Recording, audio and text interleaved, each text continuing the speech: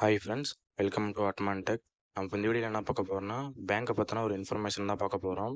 இனி மினிமம் பேலன்ஸுக்கு அபதாரம் விதிச்சாங்க அப்படின்னா இந்த மாதிரி பண்ணலாம் அப்படின்னு சொல்லிட்டு ஆர்பிஐ கொண்டு வந்திருக்க புதிய விதிமுறைகள் பற்றி தான் நான் உங்களுக்கு சொல்ல போகிறேன்.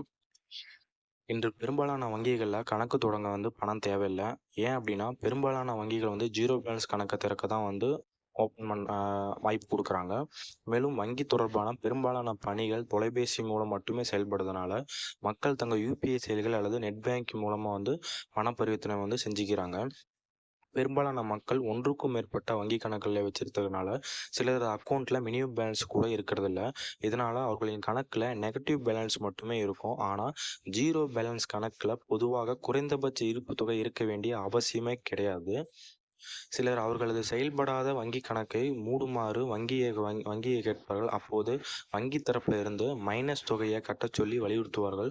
இது தொடர்பாக இந்திய ரிசர்வ் வங்கி போட்டுள்ள விதிமுறை நான் உங்களுக்கு சொல்கிறேன். இனிமேல் ஒரு சில பேங்க் அக்கௌண்ட்டில் உங்களுக்கு ஜீரோ பேலன்ஸ் இல்லாமல் மைனஸ் பேலன்ஸ் இருந்தது அப்படின்னா நீங்கள் இது பண்ணலாம்.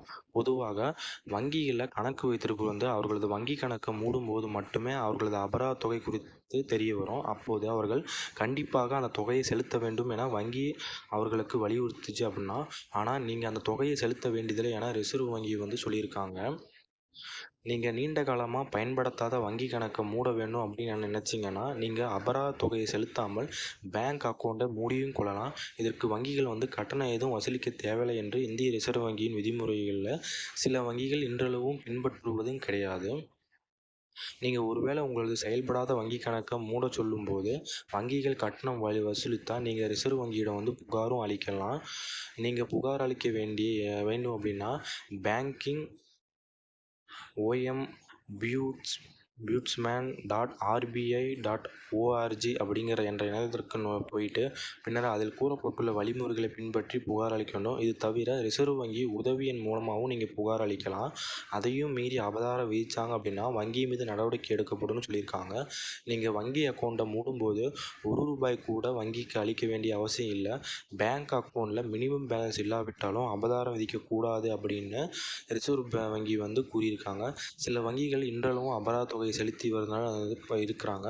நீங்கள் இனிமேல் உங்களுடைய பேங்க் அக்கௌண்ட்டில் மினிமம் பேலன்ஸ் இல்லைனாலும் இல்லை மினிமம் பேலன்ஸ் இருந்து அவங்க மினிமம் பேலன்ஸ் இல்லாமல் உங்கள் அமௌண்ட்டை பிடிச்சிட்டாலும் நீங்கள் ஆர்பிஐட்ட கம்ப்ளைண்ட் பண்ணலாம். அதே மாதிரி உங்களுடைய அக்கௌண்ட் மைனஸ்லேயே போயிட்டு இருக்குது, அது நிறுத்தணும், எனக்கு இந்த பேங்க் அக்கௌண்ட் வேணாம், நான் க்ளோஸ் பண்ணணும் அப்படின்னாலும் இனிமேல் நீங்கள் தாராளமாக க்ளோஸ் பண்ணலாம். எந்த ஒரு பெனால்ட்டியும் எந்த ஒரு ஃபைனும் நீங்கள் அந்த பர்டிகுலர் பேங்க்குக்கு நீங்கள் கட்டணும் அவசியம் கிடையாது. இது எல்லாமே ரிசர்வ் பேங்க் ஆஃப் இந்தியாவோட ரூல்ஸ் அண்ட் ரெகுலேஷன் தெரிவித்திருக்காங்க. இதுதான் புதிய ரூல்ஸு. இனிமேல் யாரும் மினிமம் பேலன்ஸ் இல்லைன்னு சொல்லிட்டு பிடிக்க மாட்டாங்க. நீங்கள் ஓப்பன் பண்ணும்போது அது ஜீரோ பேலன்ஸ் அக்கௌண்ட் அப்படின்னு சொல்லிட்டு தான் ஓப்பன் பண்ணுவாங்க.